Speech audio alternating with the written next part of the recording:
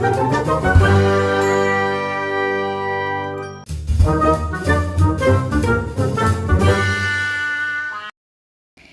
गांव में एक लालची आदमी रहता था। अपार धन दौलत होने के बाद भी उसे हर समय और अधिक धन प्राप्ति की लालसा रहती थी। एक बार नगर में एक चमत्कारी तांत्रिक का आगमन हुआ। लोभी व्यक्ति को जब उनके चमत्कारों के बारे में ज्ञात हुआ तो वह दौड़ा दौड़ा उनके पास गया और उन्हें अपने घर आमंत्रित कर उनकी अच्छी सेवा की। सेवा से प्रसन्न होकर नगर से प्रस्थान करने के पूर्व तांत्रिक ने उन्हें 4 दिए दिए।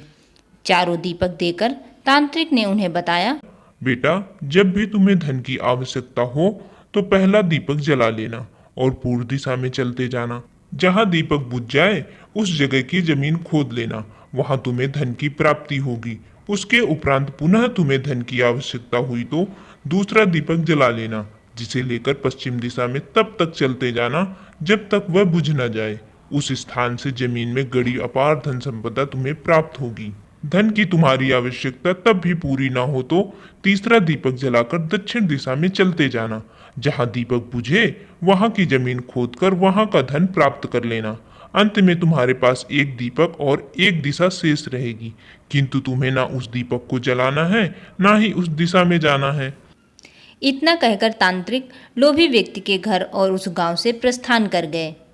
तांत्रिक के जाते ही लोभी व्यक्ति ने पहला दीपक जला लिया और धन की तलाश में पूर्व दिशा की ओर चल पड़ा।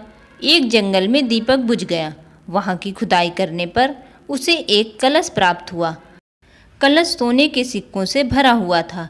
लोभी व्यक्ति ने सोचा, पहले दूसरी दिशाओं का धन प्राप्त कर लेता हूँ, फिर यहाँ का धन ले जाऊंगा। वह कलश वहीं झाड़ियों में छुपाकर उसने दूसरा दीपक जलाया और पश्चिम दिशा की ओर चल पड़ा। एक सुनसान स्थान में दूसरा दीपक बुझ गया। लोभी व्यक्ति ने वहां की जमीन खोदी। उसे वहां एक संदूक मिला जो सोने के सिक्कों से भरा हुआ था। लोभी व्यक्ति ने वह संदूक उसी गड्ढे में बाद में ले जाने के लिए छोड़ दिया। अब उसने तीसरा दीपक जलाया और दक्षिण दिशा की ओर बढ़ गया। वह दीपक एक पेड़ के नीचे बुझा। वहां जमीन के नीचे लोभी व्यक्ति को एक घड़ा मिला जिसमें हीरे मोती भरे हुए थे। इतना धन प्राप्त कर लोभी व्यक्ति प्रसन्न तो बहुत हुआ, किंतु उसका लोभ और बढ़ गया। वह अंतिम दीपक जलाकर उत्तर दिशा में जाने का विचार करने लगा, जिसके लिए तांत्रिक ने उसे मना किया था। किंतु लोभ में अंधे हो चुके व्यक्ति ने सोचा कि अवश्य उस स्थान पर इन स्थानों से भी अधिक धन छुपा होगा जो तांत्रिक स्वयं रखना चाहता होगा। मुझे तत्काल वहां जाकर उससे पहले उस धन को अपने कब्जे में ले लेना चाहिए। उसके बाद सारा जीवन मैं ऐसो आराम से बिताऊंगा। उसने अंतिम दीपक जला लिया और उत्तर दिशा में बढ़ने लगा। चलते चलते वह एक महल के सामने पहुंचा। वहां पहुंचते ही दीपक बुझ गया। दीपक बुझने के बाद लोभी व्यक्ति ने महल का द्वार खोला और महल के अंदर प्रवेश कर महल के कक्षों में धन की तलाश करने लगा। एक कक्ष में उसे हीरे जवाहरात का भंडार मिला, जिन्हें देखकर उसकी आंखें चौंधिया गईं।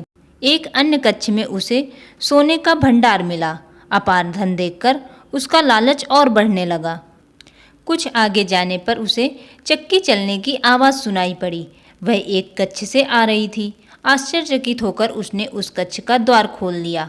वहां उसे एक वृद्ध व्यक्ति चक्की पीसता हुआ दिखाई पड़ा। लोभी व्यक्ति ने उससे पूछा, यहाँ कैसे पहुँचे बाबा? बाबा बोले, क्या थोड़ी देर तुम चक्की चलाओगे?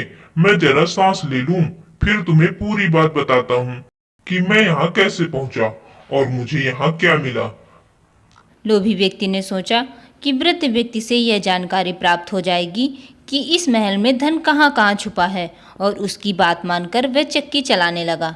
इधर वृद्ध व्यक्ति उठ खड़ा हुआ और जोर जोर से हंसने लगा। उसे हंसता देख लोभी व्यक्ति ने पूछा, ऐसे क्यों हंस रहे हो? यह कहकर वह उठ खड़ा होने लगा। बाबा बोले, अरे अरे, चक्की मत छोड़ना। अब से ये महल तेरा है, इसमें तेरा अधिकार है और साथ ही इस चक्की पर भी। ये चक्की तुम्हें अब हर समय चलाते रहना है, क्योंकि चक्की बंद होती ही ये महल ढह जाएगा और तू इसमें दबकर मर जाएगा। गहरी सांस लेकर वृद्ध व्यक्ति आगे बोला, तांत्रिक की बात ना मानकर मैं भी लोभवश आखिरी दीपक जलाकर इस महल में पहुंच गया था। तब से यहाँ चक्की चला रहा हूँ। मेरी पूरी जवानी चक्की चलाते चलाते निकल गई। इतना कहकर वृद्ध व्यक्ति वहां से जाने लगा। लोभी व्यक्ति पीछे से चिल्लाया, जाते जाते ये तो बताते जाओ कि इस चक्की से छुटकारा कैसे मिलेगा। वृद्ध व्यक्ति बोला, जब तक मेरे और तुम्हारे जैसा कोई व्यक्ति लोभ में अंधा होकर यहाँ नहीं आएगा, तुम्हें इस चक्की से छुटकारा नहीं मिलेगा। इतना कहकर वृद्ध व्यक्ति चला गया। लोभी व्यक्ति चक्की पीसता और खुद को कोसता रह गया। तो दोस्तों, इस कहानी से हमें यही सीख मिलती है कि लालच करना बुरी बला है, इसलिए लालच कभी ना करें।